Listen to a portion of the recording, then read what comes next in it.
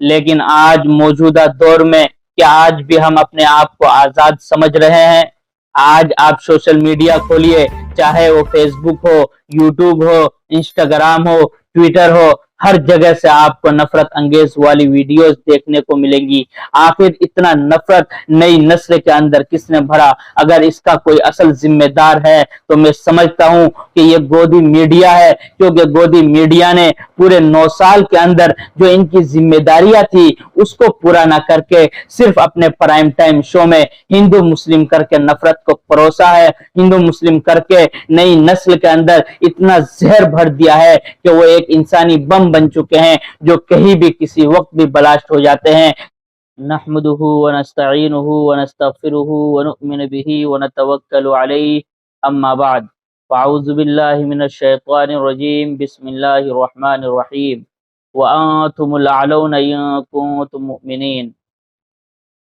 جب گلستان کو کی ضرورت پڑی، سب سے پہلے گردن ہماری کٹی، اب کہتے ہیں ہم سے یہ اہل چمن، یہ چمن ہمارا ہے تمہارا نہیں۔ معزز سامعین کرام، جیسا کہ آپ لوگوں کو معلوم ہے کہ کل 15 اگست کا دن تھا، اور 15 اگست کے دن ہی کو ہندوستانیوں کو انگریزوں سے آزادی ملی تھی اور ہندوستان کو انگریزوں سے چھٹکارا ملا تھا۔ ہندوستان کو آزاد کرانے کے لیے ہمارے اکابر و اسلاف نے بہت سی قربانیاں پیش کی، اپنے جان و مال کی قربانی دی، تحریکیں چلائی، تختہ دار پر لٹکے، پھانسی کے پھندے کو بخوشی قبول کر لیا، اور انگریزوں نے اپنے اقتدار کو باقی رکھنے کے لیے طرح طرح کی چالیں چلی، تدبیریں اختیار کی، چاپلوسی کرنے والوں کو خوش کیا۔ اسی طریقے سے پھوٹ ڈالو اور حکومت کرو کے اصول بڑے پیمانے پر اختیار کیے۔ اسی طریقے سے مسلمانوں کو اور ہندوؤں کو طرح طرح کی تکلیفیں پہنچائی، لیکن کچھ مرد مجاہدین آگے آئے، انہوں نے ہندوستان کو انگریزوں سے چھٹکارا دیا، ہندوستان کو آزاد کرایا۔ اگر آپ تاریخ کے اوراق پلٹیں گے تو آپ کو معلوم ہوگا کہ ہندوستان کو آزاد کرانے کے لیے 200 سال کا عرصہ گزرا ہے، صرف 1-2 سال کا عرصہ نہیں بلکہ پورے 200 سال کا عرصہ گزرا ہے۔ اگر آپ تاریخ کو پڑھیں گے، تاریخ کو دیکھیں گے، تاریخ کو سمجھیں گے تو آپ کو معلوم ہوگا کہ سن 1754 سے لے کر سن 1857 تک اگر کسی نے انگریزوں کے خلاف محاذ آرائی کی، کسی نے ہندوستان میں انگریزوں سے جنگ کیا، وہ صرف تنہا مسلمان تھے، یعنی پورے 100 سال تنہا مسلمانوں نے ہندوستان کو آزاد کرانے کے لیے جنگ آزادی کی لڑائی لڑی ہے۔ اس کے بعد 1857 سے لے کر 1947 تک تمام لوگ متحد ہوئے، تمام لوگوں نے مل جل کر ہندوستان کی آزادی کے لیے اپنے جان و مال کی قربانیاں دی، تب جا کر ہندوستان آزاد ہوا ہے۔ ناظرین کرام، سن 1754 میں سب سے پہلے اگر کسی نے جنگ آزادی کی لڑائی لڑی تھی تو وہ نواب سراج الدولہ کے نانا علی وردی خان تھے۔ اس کے بعد نواب سراج الدولہ حکمراں ہوئے، نواب سراج الدولہ نے بھی جنگ آزادی کی لڑائی سن 1757 میں لڑی، اس کے بعد سن 1757 میں ان کو شہید کر دیا گیا۔ سن 1783 سے لے کر سن 1799 تک ٹیپو سلطان نے انگریزوں کو للکارا، انگریزوں کی آنکھوں میں آنکھ ڈال کر جنگ آزادی کی لڑائی لڑی، لیکن سن 1799 میں اپنے لوگوں کی غداری کی وجہ سے ان کو میسور کی دھرتی میں شہید کر دیا گیا۔ تاریخ میں ان کا ایک مشہور مقولہ ابھی بھی موجود ہے، وہ کہتے تھے کہ گیدڑ کی 100 سال کی زندگی سے شیر کی 1 دن کی زندگی بہتر ہے۔ ٹیپو سلطان کی شہادت کے بعد اور ہزاروں مسلمانوں کے قتل و غارت گری کے بعد انگریز مسلمانوں کے مدارس و مکاتب کو برباد کرنے لگے، تو اس وقت ایک تحریک وجود میں آئی جس کے بانی شاہ ولی اللہ محدث دہلوی تھے۔ ان کے وفات کے بعد اس تحریک کو آگے ان کے لڑکے شاہ عبدالعزیز محدث دہلوی نے بڑھایا۔ ناظرین کرام، شاہ ولی اللہ محدث دہلوی، شاہ عبدالعزیز محدث دہلوی، شاہ محمد اسحاق محدث دہلوی اور ان کے شاگردوں نے علماء کی ایک جماعت تیار کی جو ہمہ وقت انگریزوں سے جنگ کے لیے تیار رہتی تھی۔ ان میں مولانا احمد اللہ شاہ مدراسی، مولانا رحمت اللہ کیرانوی، مولانا فضل حق خیر آبادی، حاجی امداد اللہ مہاجر مکی، مولانا قاسم نانوتوی، مولانا رشید احمد گنگوہی قابل ذکر ہے۔ یہ لوگ ہمہ وقت میدان جہاد کے لیے تیار رہتے تھے، اور یہ لوگ سن 1857 میں شاملی کے میدان میں انگریزوں سے منظم طریقے سے جنگ کیا کہ امیر حاجی امداد اللہ مہاجر مکی مقرر کیے گئے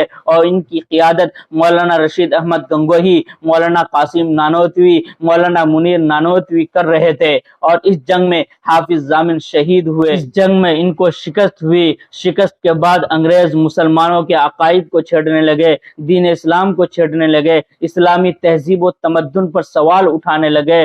تو اسلام کی بقا کے لیے سن 1866 عیسوی میں مولانا قاسم نانوتوی نے دارالعلوم دیوبند کی بنیاد رکھی، جس سے آج پوری دنیا فیضیاب ہو رہی ہے۔ اسی دارالعلوم دیوبند کے فرزندوں نے انگریزوں کو ایسا للکارا کہ انگریز سوچنے پر مجبور ہو گئے۔ اس کے بعد 1919 عیسوی میں جمعیت علماء ہند کا قیام عمل میں آیا، جس کے بنیادی اراکین میں مولانا محمود الحسن دیوبندی، مولانا حسین احمد مدنی، مولانا عطا اللہ شاہ بخاری، مولانا ثناء اللہ امرتسری، مولانا ابوالکلام آزاد جیسے دانشوران قوم و ملت تھے۔ یہ لوگ 1947 تک جنگ آزادی کے لیے اپنی جان و مال کی قربانیاں پیش کر دی، ہر طرح کی قربانیاں دی، تب جا کر یہ ہندوستان آزاد ہوا ہے۔ لیکن آج موجودہ دور میں کیا آج بھی ہم اپنے آپ کو آزاد سمجھ رہے ہیں؟ آج آپ سوشل میڈیا کھولیے، چاہے وہ فیس بک ہو، یوٹیوب ہو، انسٹاگرام ہو، ٹویٹر ہو، ہر جگہ سے آپ کو نفرت انگیز والی ویڈیوز دیکھنے کو ملیں گی۔ آخر اتنا نفرت نئی نسل کے اندر کس نے بھرا؟ اگر اس کا کوئی اصل ذمہ دار ہے تو میں سمجھتا ہوں کہ یہ گودی میڈیا ہے، کیونکہ گودی میڈیا نے پورے 9 سال کے اندر جو ان کی ذمہ داریاں تھی اس کو پورا نہ کر کے صرف اپنے پرائم ٹائم شو میں ہندو مسلم کر کے نفرت کو پروسا ہے، ہندو مسلم کر کے نئی نسل کے اندر اتنا زہر بھر دیا ہے کہ وہ ایک انسانی بم بن چکے ہیں جو کہیں بھی کسی وقت بھی بلاسٹ ہو جاتے ہیں۔ اس کا جیتا جاگتا ثبوت ممبئی جے پور ایکسپریس ٹرین کی واردات ہے، جہاں پر چیتن سنگھ نامی ایک RPF کا کانسٹیبل سب سے پہلے اپنے ریوالور سے اپنے سینئر ASI ٹیکا رام کا قتل کرتا ہے۔ اس کے بعد وہ الگ الگ بوگیوں میں جا کر، الگ الگ ڈبوں میں جا کر مسلمانوں کو داڑھی اور ٹوپی سے پہچانتا ہے اور وہی گولیوں سے بھون دیتا ہے۔ اس کے بعد وہ کہتا ہے کہ اگر ہندوستان میں رہنا ہے تو یوگی اور مودی کو ووٹ کرنا ہوگا۔ میں پوچھنا چاہتا ہوں ان نئی نسل کے اندر کس نے یہ زہر بھرا؟ ناظرین کرام، موجودہ دور میں کس طریقے سے دنگے اور فساد ہوئے، نوح میں شوبھا یاترا نکالا گیا۔ شوبھا یاترا نکالنے کے بہانے بہت سے لوگ اپنے ساتھ ہتھیار لہرا کر چلنے لگے، تلواریں ساتھ لے کر گئے۔ اس کے بعد ان لوگوں نے دکانوں کو آگ لگائی، مسلمانوں کو دھمکایا۔ اس کے بعد دوسری طرف سے تناؤ بڑھا، تناؤ بڑھنے کے بعد ایک دوسرے پر حملہ آور ہوئے۔ لیکن حملہ تو دونوں طرف سے ہوا تھا نا، کارروائی دونوں طرف سے ہونی چاہیے تھی نا، لیکن شوبھا یاترا رد کر دیا جاتا ہے۔ شوبھا یاترا رد کرنے کے بعد جو لوگ پتھر مارتے ہیں بغیر کسی ثبوت کے، بغیر کسی کورٹ کے فیصلے کے، ان کے گھروں پر، ان کی دکانوں پر بلڈوزر چلا دیا جاتا ہے اور ان کے گھروں کو، ان کے دکانوں کو زمین بوست کر دیا جاتا ہے۔ صرف ایک طرفہ کارروائی ہوتی ہے۔ ان لوگوں پر بھی کارروائی ہونی چاہیے جو لوگ شوبھا یاترا میں بندوق کے ساتھ نکلے تھے، تلوار کے ساتھ نکلے تھے، ان لوگوں پر بھی کارروائی ہونی چاہیے تھی نا۔ ان لوگوں پر کارروائی نہ ہو کر صرف مسلمانوں پر کارروائی ہوئی اور 750 مسلمانوں کے گھروں کو نیست و نابود کر دیا گیا۔ اس کے بعد ہائی کورٹ کہتی ہے کہ یہ سب ناانصافی ہے، یہ غیر قانونی ہے۔ میں پوچھنا چاہتا ہوں اگر یہ ناانصافی ہے، جن 750 مسلمانوں کے گھروں کو تباہ و برباد کر دیا، کیا حکومت اس بات کی ذمہ داری لیتی ہے کہ ان کے جو نقصان ہوا ہے وہ اس کی بھرپائی کریں گے؟ میری عدالت سے یہی گزارش ہے کہ جن لوگوں نے ہنسا کیا، جن لوگوں کے چہرے صاف طور پر دکھ رہے ہیں ویڈیو میں، چاہے وہ ہندو ہو یا مسلمان ہو، ان پر سخت کارروائی ہونی چاہیے، ایک طرفہ کارروائی نہیں ہونی چاہیے۔ میری بس عدالت سے اور ہائی کورٹ سے یہی گزارش ہے کہ جن لوگوں کے نقصانات ہوئے ہیں، جن لوگوں کے گھروں کو نیست و نابود کیا گیا ہے، ان کو معاوضہ دلایا جائے، اور جن لوگوں کے ویڈیوز سامنے آ رہے ہیں، چاہے کہیں سے بھی آ رہے ہو، جو دھڑلے ہندو مسلمان کر رہے ہیں، ان لوگوں پر کارروائی ہونی چاہیے، تب جا کر ہندوستان کو ہم آزاد مانیں گے۔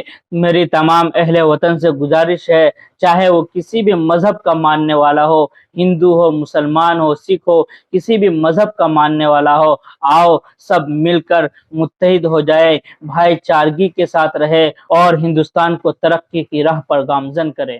السلام علیکم ورحمۃ اللہ وبرکاتہ۔